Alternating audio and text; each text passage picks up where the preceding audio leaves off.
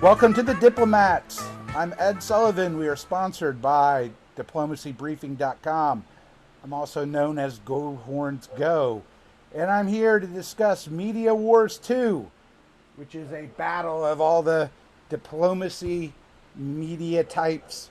I don't know why I'm on this. I produce a little podcast that approximately 10 people listen to once in a while, but I'm grateful to be invited to provide my content. And in this game, I've been going over my history as Germany. At the end of 1908, I was in the lead with 10 supply centers, and I ranked myself number one. I believe I was the number one player. So I'm happy to do that, and you can go listen to why I thought that. But let's see how 1909 fared for me. All right, we always go over the goals here.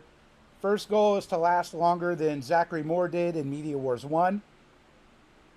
He was eliminated in 5th last year. I was eliminated in 6th.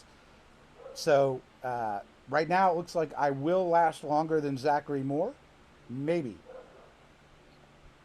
The next is kill Ezio. Ezio is playing France. And for a long time, I really liked playing with Ezio. And that goal was out the window for me because I thought, here's a reliable, fun player to talk with. I enjoyed every second of our conversations.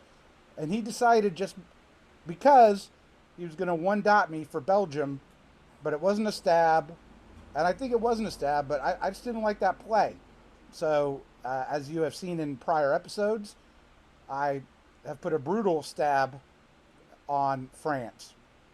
But really, who's profiting from that has been Russia, who was stifled in the East and is now sort of backfilling dots for me, which is a position I don't like to be in.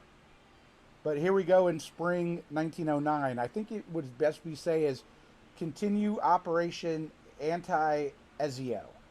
At the beginning of the spring, I sort of got an offer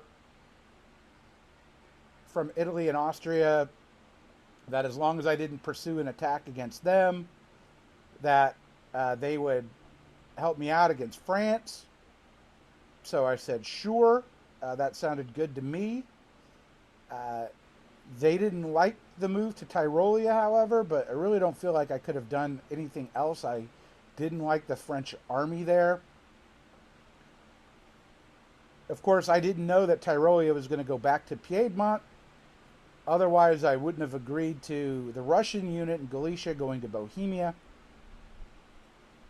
But that was done to prevent a retreat to Tyrolia. I'm sorry, to Bohemia. So that's how we got to that situation there. And if you can sort of look out here, I mean, Russia's sort of profiting, right? Which is he's locked up in the Balkans, he's locked up against Turkey, and he's not even really interested in doing anything, and he couldn't really do anything. So, he offered Serbia support to go to Bulgaria, but Legendary Tactics wasn't going to fall for that. He's taken Denmark from me. I think at one point I think I had Sweden. I can't even remember. So, here we are in spring 1909, and I'm very worried about a Russian stab. And I think if you were me, you would be worried about that Russian stab. I'm letting Goal 2 subsume my diplomacy life. Village Idiot, who's now playing the role of Russia, is one of the world's top players. He and I like each other just fine. I think it's fair to say we're good acquaintances. We're certainly not enemies anymore, but that took like 2 years for us to not really dislike each other strongly. But I greatly respect his play, and so I'm totally worried about getting sniped. Meanwhile, the whole time he's assuring me, no, no, no, that won't happen. Nothing to worry about. And I got him to move to English Channel, so he got out of Denmark at least. So he keeps saying all the right things and giving me comfort. But if you look, I've got open supply centers in Edinburgh, in London, in Holland. He's in the English Channel, Bohemia. I mean, he's there, okay, and he can get me, and I can see that he can certainly board top, and he might solo, which is a big concern of mine with all my units so far committed to the west. So I am constantly stressing out about a Russian stab.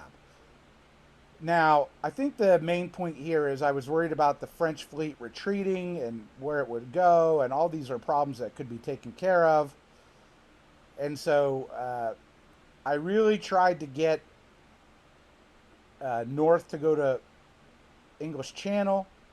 He just would not do it for fall 1909. He was like, take Liverpool, put me into Brest. That'll make me feel good to get out and go to English Channel. But you see here, I mean, I'm engaging in diplomacy, right? Which is I know I can take Venice, and so I offer him Vienna.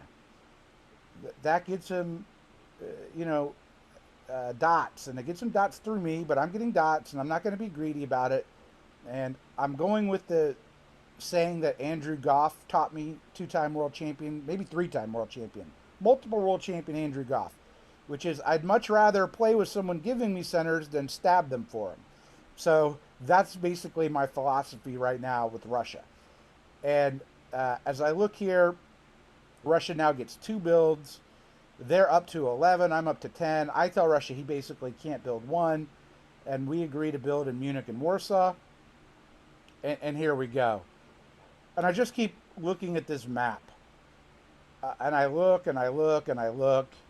And I'm like, I agree on a series of moves with Russia. He tells me he's going to go to English Channel. He's going to get out of my hair there. I'm going to go to Mid-Atlantic. I can press my advantage. If you can see in the Balkans, there's a real issue with the armies. I mean, there's no way he needed an army in Warsaw. You know, I tried to get him to build 0. He insisted on building 1. I was like, okay, here we go. So at this point, you can call it cowardice or you can call it good diplomacy. But I knew that Village Idiot was making the finals of the Season 6 Nexus Online Championship main event. I knew he would be busy with that. I knew he probably didn't want to stab me, but at some point it becomes irresistible. France, I'm sure, was talking to Russia and offering him any deal possible. And I frankly think Austria and Turkey were as well. They were very frustrated with me. I think Russia's played a great game. We're both at 11. And so I proposed a draw. I asked Russia what he thinks of it, and he said he's fine with it. I don't know if I believed him or not, but I proposed it to the board, and the draw was accepted by everybody. So we didn't get to see whether or not there was a stab in 1910, but we ended Media Wars 2, 11-11. And I honestly consider this a bit of a diplomatic triumph for me, because I don't believe, had the game gone to its conclusion at 1915, that it would be 17-17, nor do I believe in a 2-way or a 3-way I would end up having a shared board top with Russia. I think it would be too irresistible, and I would have gotten what I deserved. I like playing fast with fast tempo, and sometimes that puts you out of position, and that's what happened here. So I consider it a bit of diplomacy to get Ewok, Village Idiot, to agree to a 2-way board top. And I really enjoyed playing with all the players in the game. So I'm happy to say I shared a board top, not a solo, which Brother Board would say is the only true win. I shared a board top with Russia, Village Idiot, and I enjoyed the game greatly. So let's go back to my goals. Did I last longer than Zachary Moore in Media Wars 1? Yes, check, done, completed. I did it. Zachary, I'm better than you this year in Media Wars. Did I kill Ezio? No, but I think I taught him a lesson. Okay, so you got to get something out of there. Sometimes your goals exceed your grasp. My concern is if I had actually killed Ezio, I would have done nothing more than killed myself, giving Village Idiot a solo. So I put myself in this position. Ezio, I hope you learned that I was not as bad a player as you suspected I was in the Season 2 finals of Nexus. I don't think you'll take back your comments about me, but I hope you learned that I have a little skill in the game, especially after that 1901 where things looked very, very bleak for myself. So thanks to my competitors, I enjoyed playing with all of them. Thanks to the diplomacybriefing.com for sponsoring Media Wars 2. Thanks for all of you who cared to follow this podcast, and I wish all of you the best as I call it a day. Thank you, and good night.